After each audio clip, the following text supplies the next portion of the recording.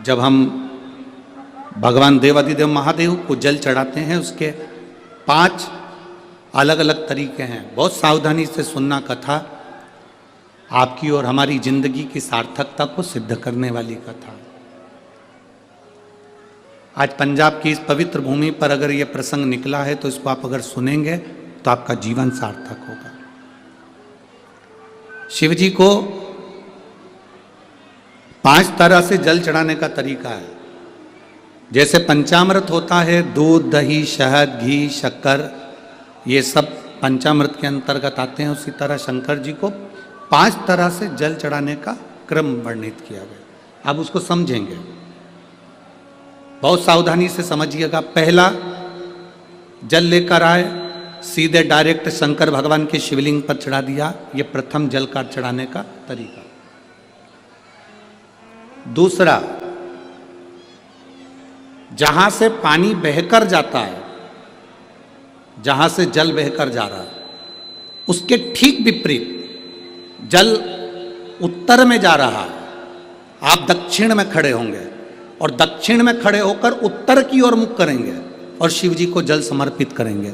ये रोग मुक्ति करने वाला है और हमारे रोग पर हमें विजय प्रदान करने वाला है। ये जल चढ़ाने का तरीका। एक, सीधे मंदिर में गए, लोटा भरकर जल उठाया, शिव जी को चढ़ा दिया। दूसरा, जल जहाँ से पानी बहता है, शिव जी का चढ़ा हुआ जल जहाँ से बहकर जाता है, उसके ठीक विपरीत में शिव जी का जल इधर जा रहा है तो तुम यहाँ खड़े हो, तुम यहाँ बैठो, यहाँ मत बैठना, यहाँ मत बैठना, इधर बैठो। अगर रोग का निवारण है तो यहाँ बैठकर। तीसरा, अशोक सुंदरी से जल चढ़ाते चढ़ाते शिवलिंग तक लेकर जाना और शंकर भगवान के शिवलिंग पर पूर्ण जल समर्पित करना। ये तीसरा तरीका। ये कार्य की सिद्धता के लिए। हम जब किसी से आस न लगाकर परमात्मा से विनती करते हैं तो वो विनती करने का तरीका। तीसरा। चौथा, शिव जी पे चढ़ा हुआ जल 5 जगह पर समर्पित करना।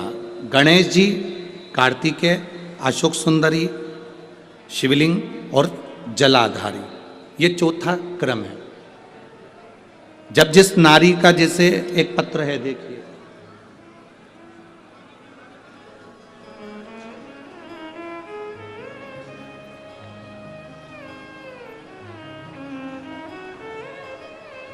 मेरा नाम मोनिका है, मेरे पति का नाम संजय सिंह है।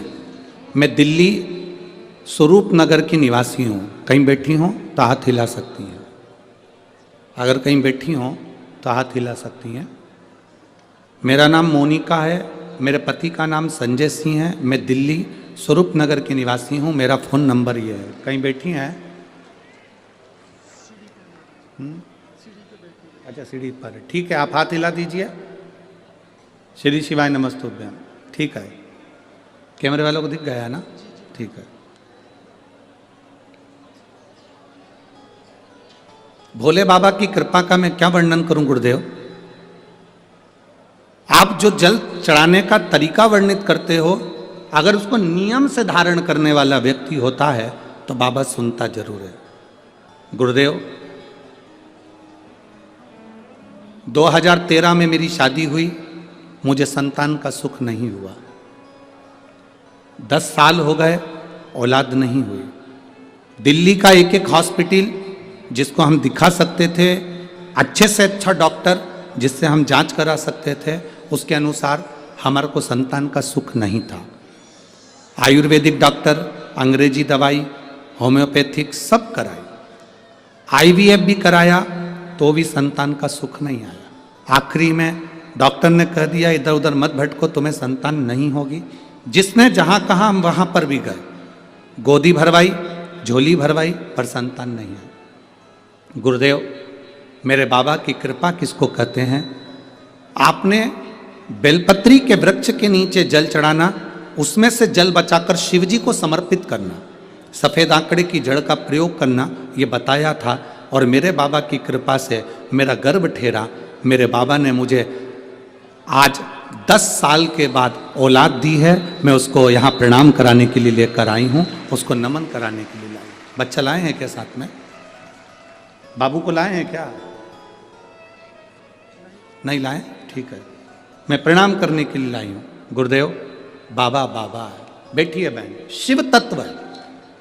एक जल चढ़ाने का तरीका, शिव जी को हम जो जल चढ़ाते हैं उसका एक तरीका भी हमारी जिंदगी में अगर हमने उसको स्मरण में रख लिया तो हमारी कार्य की सिद्धता को सिद्ध कर देता,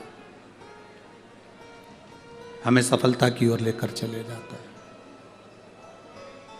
सीधे जल चढ़ाना, दक्षिण में बैठकर उत्तर की ओर मुख कर कर जल चढ़ाना, अशोक सुंदरी से लेकर शिवलिंग तक जल चढ़ाना, 5 स्थान पर गणेश, कार्तिकेय, अशोक सुंदरी, जलाधारी, शिवलिंग पर जल चढ़ाना 5 स्थान पर, ये चौथे नंबर का। और 5वां जल समर्पित करना,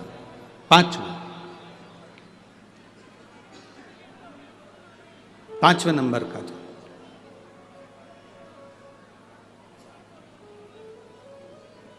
शिव जी को 5म नंबर का जो जल आता है, जो जलाधारी है, ऊपर जिसमें पानी भरा रहता है और नीचे एक एक बूंद टपकता रहता है, जलाधारी में जल समर्पित कर कर उसी जल को बचाकर अशोक सुंदरी वाली जगह पर थोड़ा सा चढ़ाकर उसी में से जल शिवलिंग पर जब हम समर्पित करते हैं तो हम जिस कार्य के लिए जा रहे हैं वो कार्य सफल होता ही है। ये 5वां नंबर का जल समर्पण।